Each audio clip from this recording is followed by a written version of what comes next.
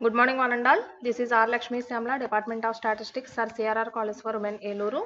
Today, we are going to discuss about EOQ problem with finite replenishment, Model 1C and their solved problems. Already మనం previous క్లాస్లో 2 models నేర్చుకున్నామమ్మా.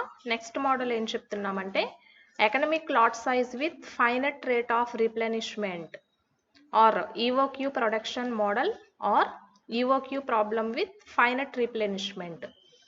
Okay, ఇక్కడ ఈ మోడల్కి వచ్చేసరికి ఏం చేస్తున్నామంటే EOQ ప్రాబ్లం అంటే దట్ మీన్స్ ఎకనమిక్ ఆర్డర్ క్వాంటిటీని మనం మినిమైజ్ చేయడానికి డిఫరెంట్ మోడల్స్ని మనం కన్సిడర్ చేయడం జరుగుతుంది.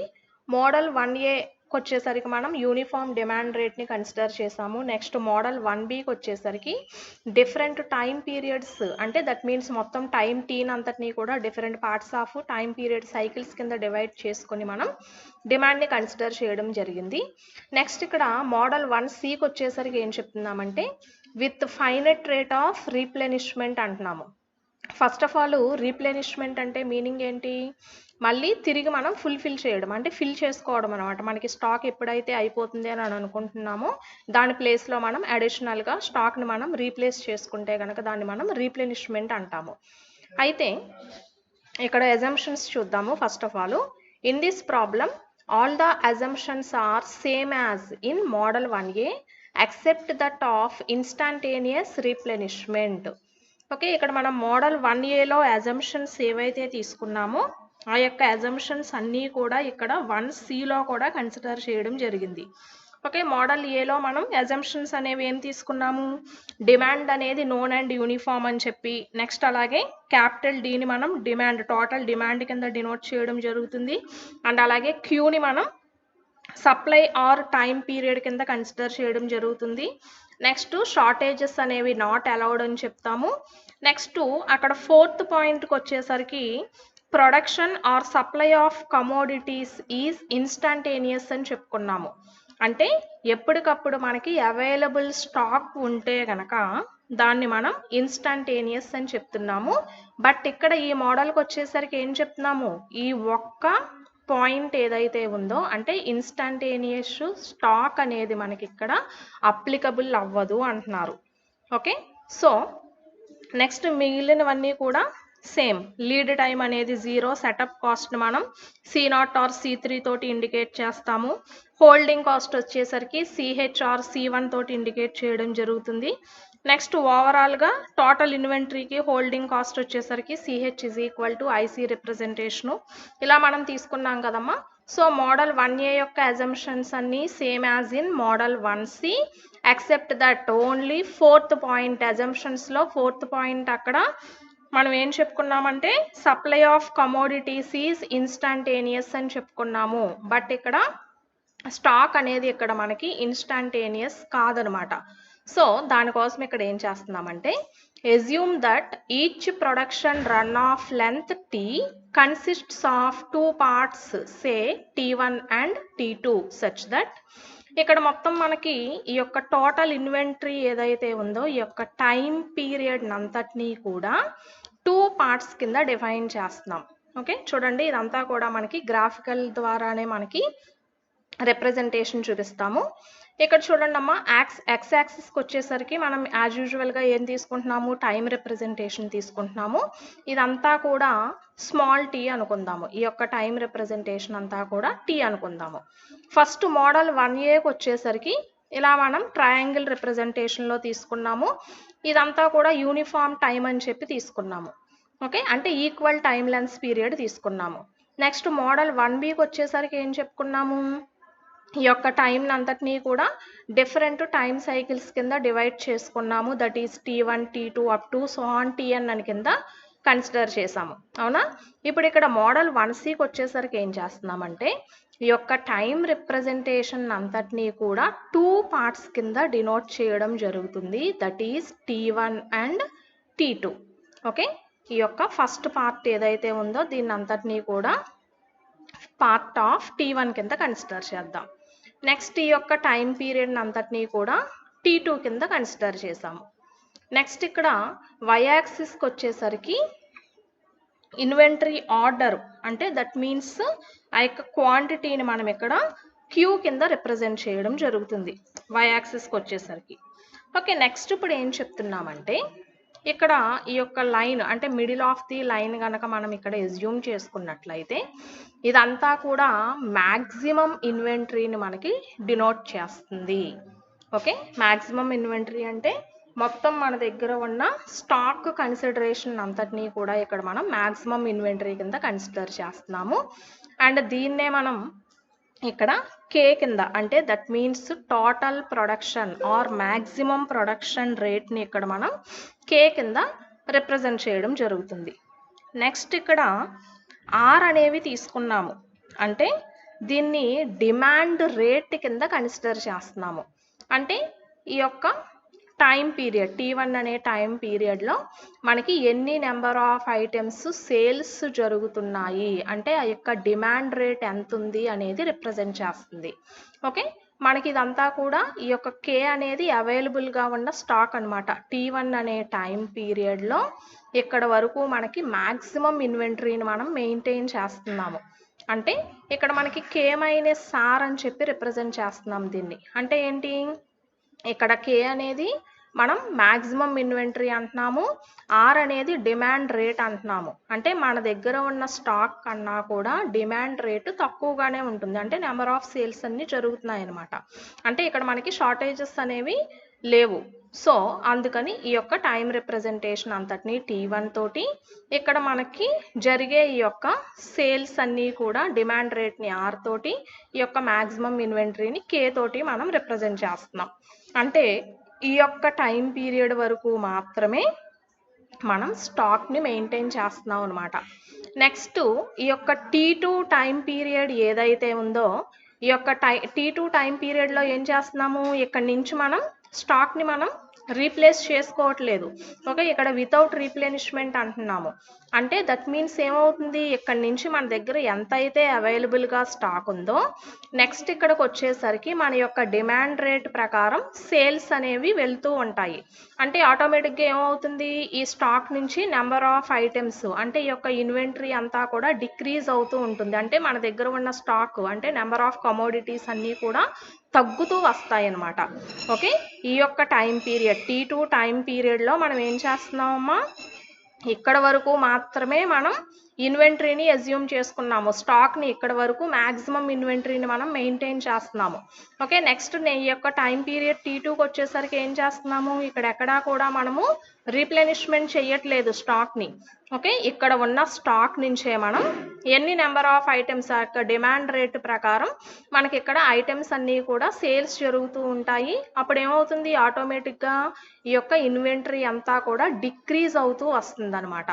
ఓకే, ఎప్పుడైతే మనకి ఇదంతా స్టాక్ అంతా వన్స్ మనకి కంప్లీట్ అయిపోయిందో అంటే నెంబర్ ఆఫ్ సేల్స్ అన్నీ అయిపోయినాయో అప్పుడు మళ్ళీ అక్కడి నుంచి మళ్ళీ మనం స్టాక్ని రీప్లెనిష్ చేసుకోవడం, ఒక టైం పీరియడ్ వరకు స్టాక్ని మెయింటైన్ చేసి అక్కడి నుంచి మళ్ళీ ఆ యొక్క స్టాక్ అంతా కూడా సేల్స్ అయ్యేంత వరకు కూడా నెక్స్ట్ మళ్ళీ time period second time period కింద కన్సిడర్ చేయడం జరుగుతుంది అనమాట. ఓకే, ఇది మనకి మోడల్ 1C యొక్క production model problem with finite replenishment అనమాట. సో ఇప్పుడు దానికోసం చూద్దాము. ఇక్కడ ఏం చెప్తున్నారమ్మా, the inventory is building up at a constant rate of K-R units per unit of time during T1 that is K greater than R. Okay, ఇక్కడ T1 అనే time పీరియడ్లో ఇక్కడ మనం ఎన్ని నెంబర్ ఆఫ్ యూనిట్స్ని అజ్యూమ్ చేసుకుంటున్నాము, K-R అంటున్నాము. K అనేది దేన్ని రిప్రజెంట్ చేస్తుంది, మనకి మొత్తం ప్రొడక్షన్ రేట్ని రిప్రజెంట్ చేస్తుంది. R అనేది డిమాండ్ రేట్ని రిప్రజెంట్ చేస్తుంది. K గ్రేటర్ దాన్ R అయ్యి ఉండాలి ఇక్కడ condition. Next there is no replenishment or production during time T2. Okay, ఇక్కడ మనం నెక్స్ట్ టైం T2 పీరియడ్లో ఏం చేస్తున్నామమ్మా, నో రీప్లెనిష్మెంట్ అంటున్నాము. అంటే మనం ఇక్కడ ఆర్డర్స్ ఏమీ కన్సిడర్ చేయట్లేదు. And the inventory is decreasing at the rate of R unit of time. Okay, next T2 time పీరియడ్లో ఏం జరుగుతుంది, మనకి మన దగ్గర ఉన్న డిమాండ్ రేట్ ప్రకారం ఈ యొక్క ఇన్వెంటరీ అంతా కూడా డిక్రీజ్ అవుతూ ఉంటుంది. ఓకే, సో దానికి సంబంధించే ఈ యొక్క గ్రాఫికల్ రిప్రజెంటేషన్ అనమాట. ఓకే అమ్మా, ఇక్కడ ఒక్కొక్క మోడల్కి మనం క్లియర్గా ఉన్న అజంప్షన్ని మనం గుర్తుపెట్టుకుంటూ ఉండాలి. ఓకే, ఇక్కడ ఏం చేస్తున్నాము, 2 టైం పీరియడ్స్ కింద డివైడ్ చేసి T1 టైం పీరియడ్ వరకు మాత్రమే మ్యాక్సిమం ఇన్వెంటరీని మెయింటైన్ చేస్తున్నాము. నెక్స్ట్ టైం T2 ఇన్వెంటరీకి వచ్చేసరికి ఈ యొక్క టైం పీరియడ్లో నో రీప్లెనిష్మెంట్ అంటున్నాము. అండ్ ఈ యొక్క డిమాండ్ రేట్కి తగ్గట్టుగా ఈ యొక్క ఇన్వెంటరీ అనేది డిక్రీజ్ అవుతూ వస్తుందన్నమాట. ఇది మెయిన్ మోడల్ 1C యొక్క assumptions. Here, the total order quantity Q is produced over a period T1, which is defined by the production rate K.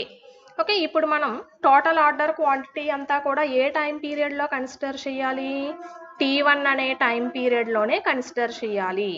Okay, which is defined by the production rate K అంటున్నాము. Okay, ఈ యొక్క total order quantity Q అంతా కూడా దేని మీద depend అయి ఉంటుంది, మనం ఫస్ట్ స్టార్టింగ్ తీసుకున్న టైం పీరియడ్ T1 యొక్క ప్రొడక్షన్ రేటు K మీద డిపెండ్ అయి ఉంటుంది. So since the inventory does not build up A time but rather continuously over a time period and is also consumed simultaneously, the average inventory level would be determined not only by the lot size Q but also it is affected by the production rate K and demand rate R.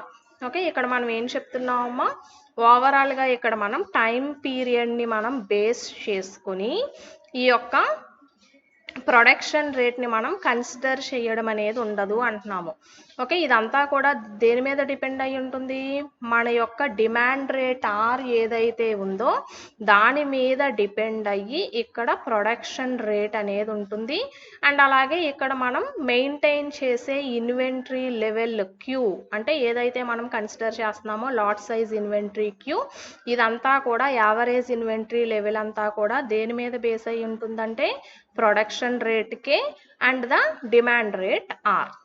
Okay, next one వచ్చి to determine the average inventory we proceed as follows. Since T1 is a time required to produce Q at a rate K, we shall have Q is equal to K T1, that implies T1 is equal to Q by K. Okay, first of all ఇక్కడ మనం average ఇన్వెంటరీని produce చేయడానికి ప్రొసీజర్ని follow అవుతున్నాము. First of all మనకి T1 అనే time పీరియడ్లో మనం ఎంత rate of ఇన్వెంటరీని మనం కన్సిడర్ చేస్తున్నాం అనేది Q కింద తీసుకున్నాము, at the production rate K అనుకున్నాము. సో ఈ యొక్క అజంప్షన్ని మనం బేస్ చేసుకుని Q is equal to K T1 అని చెప్పి ఇక్కడ ఎజ్యూమ్ చేసుకుంటున్నాము. సో దీని నుంచి T1 is equal to Q by K అని రాసుకోవచ్చు కదా. Next, during the production period T1, inventory is increasing at the rate of K and simultaneously decreasing at the rate of R అంటున్నాము. Okay, next ఇక్కడ ఏం చెప్తున్నామమ్మా, ఈ యొక్క time period T1 తీసుకుంటే మన యొక్క గ్రాఫికల్ రిప్రజెంటేషన్ ప్రకారం ఈ యొక్క ప్రొడక్షన్ రేట్ K ప్రకారం ఇంక్రీజ్ అవుతూ ఉంటుంది. At the same time demand rate ఏదైతే ఉందో ఆర్ మీద డిపెండ్ అయ్యి ఆ యొక్క ఇన్వెంటరీ అనేది డిక్రీజ్ అవుతూ ఉంటుంది అనమాట. So thus inventory accumulates at the rate of K minus R units. Therefore, the maximum inventory level shall be equal to T1 into K minus R. Okay, ఇప్పుడు మనం యావరేజ్ ఇన్వెంటరీని మనం ఎలా కన్సిడర్ చేస్తున్నాము, average inventory is equal to half T1 into K minus R. Half T1 అంటే ఇందాక మనం consideration Q by K అని చెప్పి తీసుకున్నాం కదమ్మా. So K minus R, that is equal to half into K minus R by K into Q. ఇది average ఇన్వెంటరీని define చేస్తుంది. ఓకే, నెక్స్ట్ మనకి ఈ యొక్క annual ordering cost G of Q and అనేది నెక్స్ట్, అలాగే ఈ యొక్క average inventory cost F of Q అనేది రెండు ఈక్వల్ అవ్వాలి కదా EOQ ప్రాబ్లం కన్సిడరేషన్ ప్రకారం.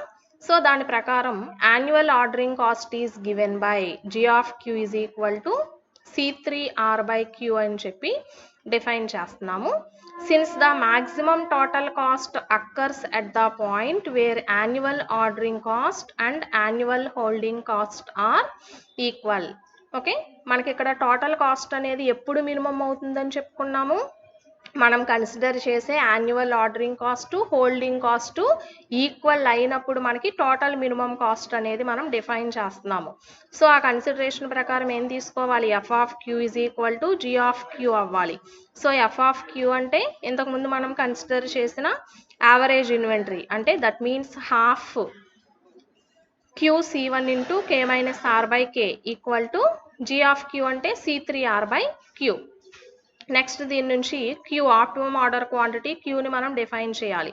సో నెక్స్ట్ ఈ యొక్క క్యూని ఇటువైపుకి తీసుకురండి, queue square into C3R by ఈ యొక్క 2 కూడా ఈ పైకి వస్తుందమ్మా, 2C3RK by C1 into K minus R. Next Q square, మనకు కావాల్సింది క్యూ కావాలి, అంటే that is equal to square root over 2C3RK by C1 into K minus R. Next hence optimum order వాల్యూని మనం క్యూ నాట్ తోటి define చేస్తాం కదా. So Q naught is equal to square root over 2C3RK by C1 into K minus R. Or దీన్నే మళ్ళీ మనం ఎలా define చేయొచ్చు అంటే హాఫ్ క్యూ C1 ఇంటూ ఇక్కడ మనం K minus R by K అని చెప్పి తీసుకున్నాము, దాన్ని ఎలా రాస్తున్నామంటే 1 మైనస్ ఆర్ బై కే కింద కన్సిడర్ చేసి దాన్ని ఈక్వల్ టు C3R బై క్యూకి ఈక్వేట్ చేస్తున్నాము.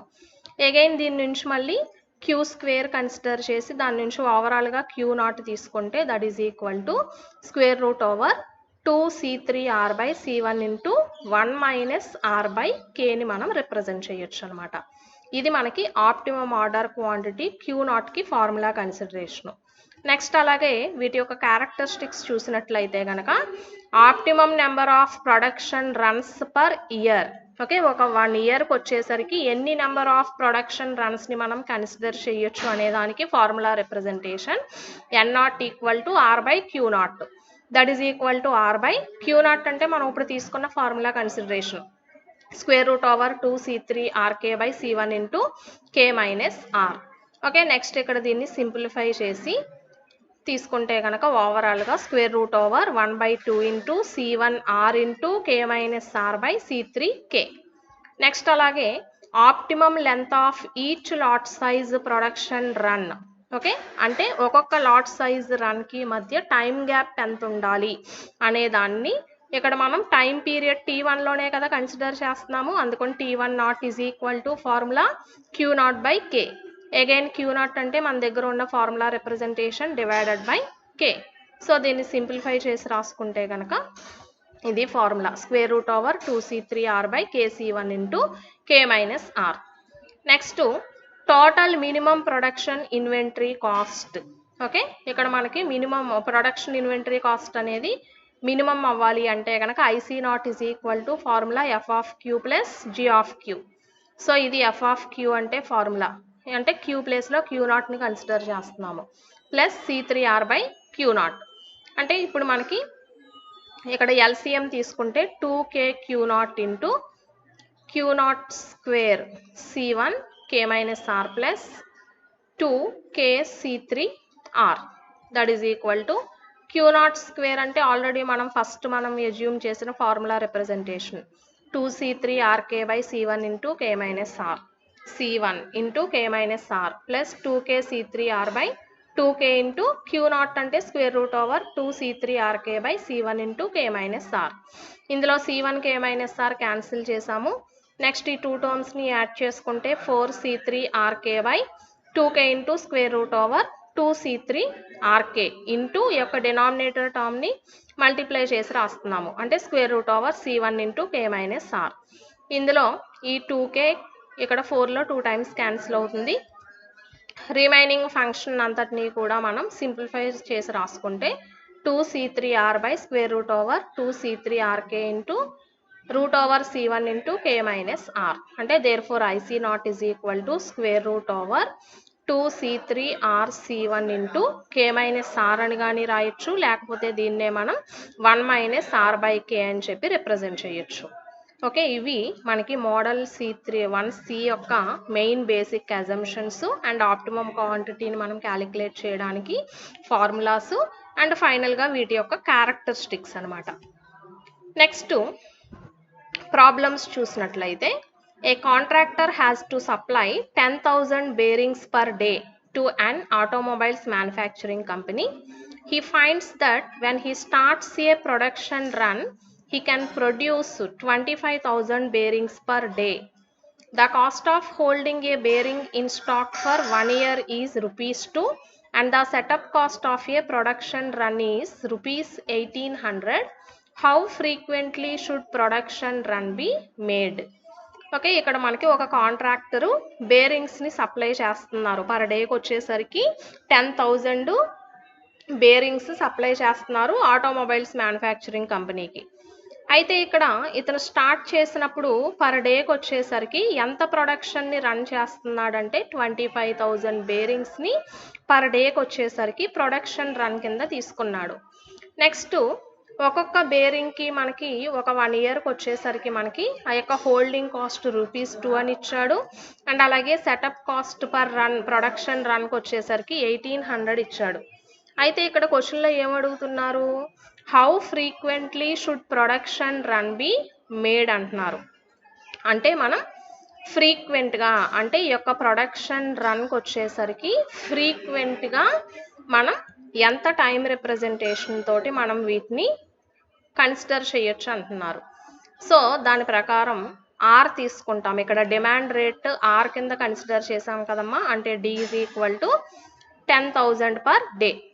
నెక్స్ట్ అలాగే ప్రొడక్షన్ రేట్ ఎంత చెప్తున్నాము, కే అంటున్నాము, అంటే 25,000. నెక్స్ట్ ఇక్కడికి వచ్చేసరికి C1 హోల్డింగ్ కాస్ట్ ఇచ్చారు, 1 ఇయర్కి రూపీస్ 2 అంటున్నారు. అంటే that means C1 is equal to 2/365 days, అంటే 1 డేకి వచ్చేసరికి ఎంత పడుతుంది, 0.0055. నెక్స్ట్ అలాగే సెటప్ కాస్ట్ ఎంత ఇచ్చారమ్మా, రూపీస్ 1800 ఇచ్చారు. నెక్స్ట్ ఇప్పుడు first of all optimum order క్వాంటిటీని క్యాలిక్యులేట్ చేయాలి. అంటే Q0 is equal to formula ఏంటి మనకి, √2C3RK/C1 ఇంటూ K-R. ఓకే, ఇక్కడ మనకున్న వాల్యూస్ అన్ని ఇక్కడ సబ్స్టిట్యూట్ చేసి దీన్ని సింప్లిఫై చేసినట్లయితే Q0 వాల్యూ ఇది. నెక్స్ట్ N0 క్యాలిక్యులేట్ చేయాలి. అంటే ఇక్కడ క్యారెక్టరిస్టిక్స్లో మనం N0 అనేది దేన్ని రిప్రజెంట్ చేస్తుంది, మనకి ఆప్టిమమ్ నెంబర్ ఆఫ్ ప్రొడక్షన్ రన్స్ని కన్సిడర్ చేస్తుంది.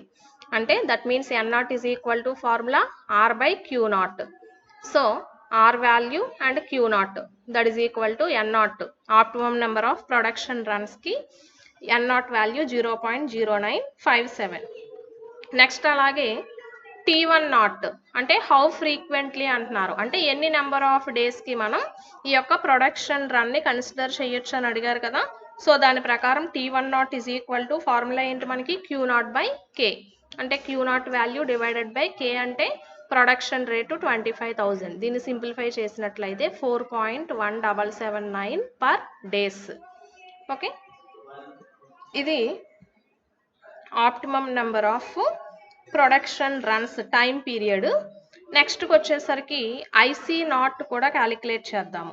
సో IC0 అంటే total minimum production inventory cost. So దానికోసం మనం ఇక్కడ ఫార్ములా ఏం తీసుకున్నాము, √2C3RC1 K-R/K అంటున్నాము. ఈ యొక్క వాల్యూస్ అన్నిటిని ఇక్కడ మనం సబ్స్టిట్యూట్ చేసి సింప్లిఫై చేస్తే total minimum production inventory cost equal to 344.6738. Next second one వచ్చి an item is purchased at the rates 50 items per day.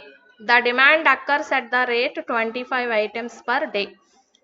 Okay, ఇక్కడ మనకి పర్చేజ్ రేట్స్ ఒక పర్ డే వచ్చేసరికి మొత్తం ప్రొడక్షన్ రేట్ ఇచ్చారు అండ్ అలాగే డిమాండ్ రేట్ వచ్చేసరికి 25 ఐటమ్స్ ఇచ్చారు. అట్ ద సెటప్ కాస్ట్ వచ్చి ₹100 అండ్ హోల్డింగ్ కాస్ట్ వచ్చి 0.01 per unit of item per డేకి ఇచ్చారు. నెక్స్ట్ ఇప్పుడు find the economic lot size for 1 రన్కి క్యాలిక్యులేట్ చేయమంటున్నారు.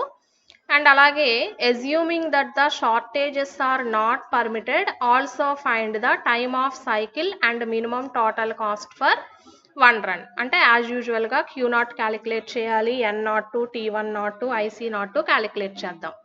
సో గివెన్ దట్ ఇక్కడ మనకి demand rate R is equal to ఎంత, 25. నెక్స్ట్ అలాగే C3 సెటప్ కాస్ట్ వచ్చేసరికి 100, హోల్డింగ్ కాస్ట్ వచ్చేసరికి 0.01. నెక్స్ట్ అలాగే K is equal to production rate వచ్చేసరికి 50 items. So first of all Q naught calculate చేద్దాము. So square root over 2c3r by c1 into k minus r. ఈ యొక్క ఫార్ములాస్లో ఇవన్నీ substitute చేసి సింప్లిఫై చేస్తే Q naught is equal to 1000 వచ్చింది. Next N naught calculate చేసినట్లయితే r by Q naught. Okay, అంటే optimum number of production runs. So 25/1000 equal to 0.025. Next అలాగే optimum length of each lot size production run అంటున్నాము. అంటే T naught is equal to Q naught by K, that is equal to 20. Next అలాగే T నాట్ని మనం calculate చేయాలి అంటే కనుక so Q naught by K that equal to 20. Next one వచ్చి total minimum production inventory కాస్ట్ని కన్సిడర్ చేయాలి. అంటే IC naught is equal to formula 2c3r c1 into k minus r by k. ఈ యొక్క వాల్యూస్ అన్నిటిని ఇక్కడ మనం సబ్స్టిట్యూట్ చేసి సింప్లిఫై చేస్తే total IC naught is equal to 5. So ఇవి solving problems of model 1C. Thank you.